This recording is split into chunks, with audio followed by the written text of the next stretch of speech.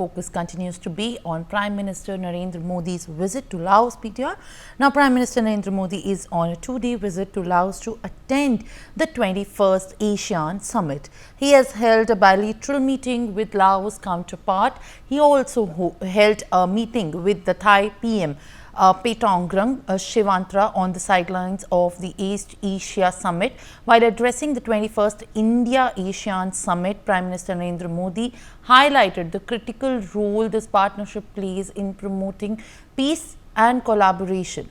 He in fact recalled that it was 10 years ago when he introduced the Act East policy, and since then this initiative has reinvigorated the historical ties between India and the ASEAN nations, providing them with the fresh energy, direction and momentum. The summit comes at a crucial time for the region marked by maritime disputes in southern China Sea between the Philippines and China, as well as the ongoing unrest in Myanmar, where the ethnic groups are in conflict with the military regime.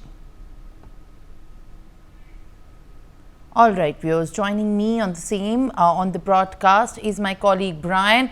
Brian, as we continue to give the facts of Prime Minister Narendra Modi's visit to Laos, and in fact there couldn't have been a better time to discuss the negotiations with the ASEAN nations as far as the South China Sea conflict is concerned.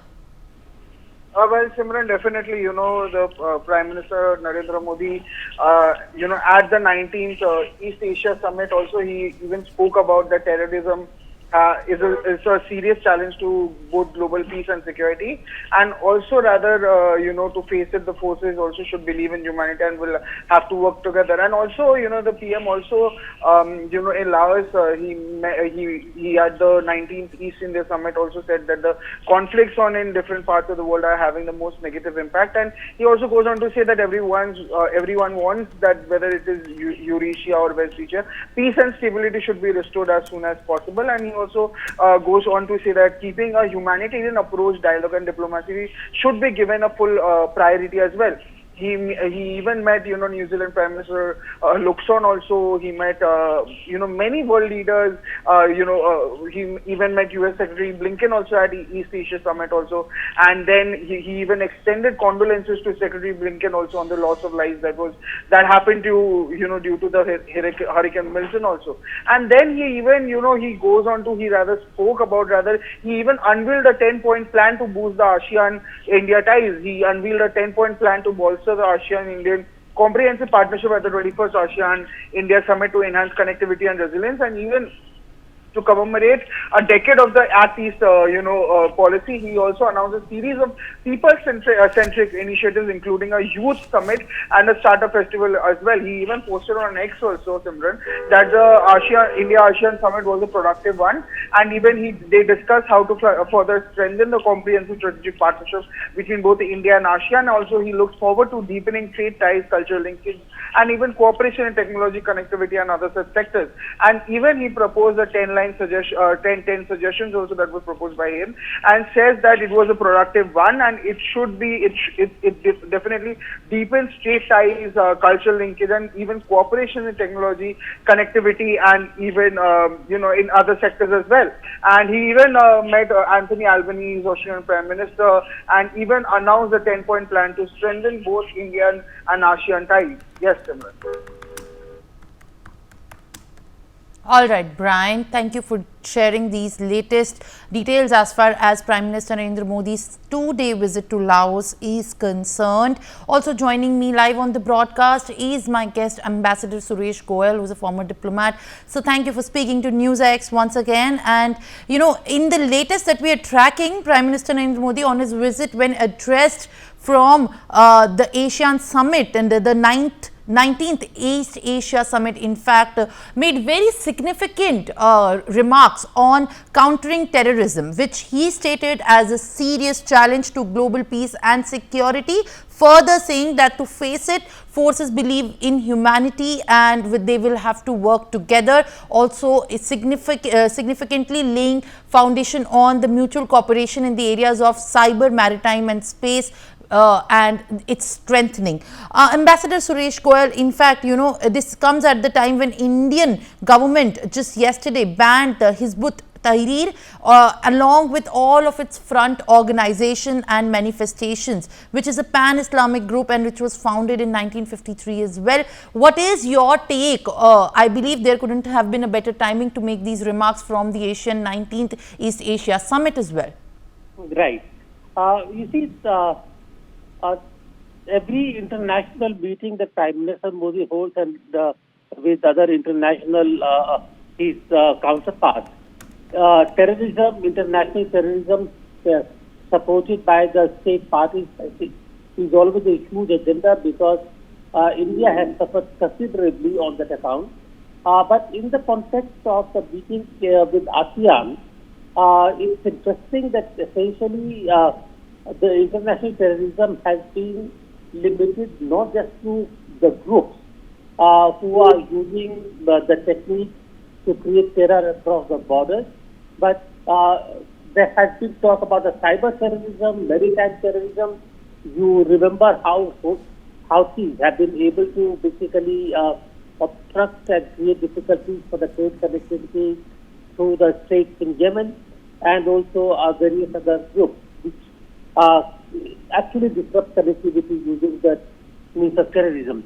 And in that sense, Indo-Pacific is very, very important because China is of course one party, but Strait of Malacca, the role it plays there in the trade connectivity. Terrorism has played a role in the past and they can again become a factor in the present time.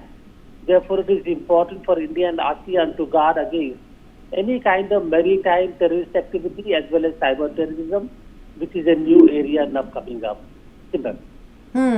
Ambassador Suresh Goyal, in fact, while I heard about the significance of how advocating for peace and security have been made in remarks and were referred in the Prime Minister Narendra Modi's remarks, but at the same time there have been a significant focus on how peace and stability should only be restored through dialogue and diplomacy. He has in fact also spoken about the conflict, and one of the conflicts that's brewing at this point of time is in the Middle East, where there are continued repeated attacks by Israel. In fact, in the latest, the UN peacemakers have also been injured when Beirut was attacked, and he has only reiterated that he comes from the land of Buddha, also signifying that India continues to own up the stature of Vishwa Bandhu, and it will continue to contribute in every way possible to respect the sovereignty, territorial integrity and international laws. So how do you view these statements, in fact, now when there is Middle East conflict going up and these statements are just made in time when there is yet another focus given that the emphasis should be on restoring the peace and stability by dialogue and diplomacy? You see, you are quite right in the context of using diplomacy and dialogue to resolve issues between countries and all other international issues, including the threat posed to the community, like in the Middle East, non-state actors, and so on and so forth. And therefore, we will continue to reiterate our positions and our own stand on this thing. My point simply is that if we look at Southeast Asia, and if we look at ASEAN, Prime Minister has gone to Laos to participate in the ASEAN meeting, and we are a summit partner. We are one of the 3 summit dialogue partners, which is a great honor for India. But fact is that if you track statements coming from ASEAN member countries on the Middle East,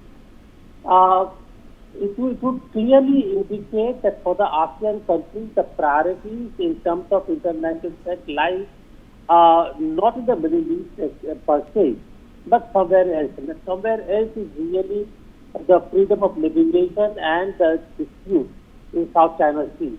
And therefore, ASEAN will look at the international peace and security from the prism of the situation in that area.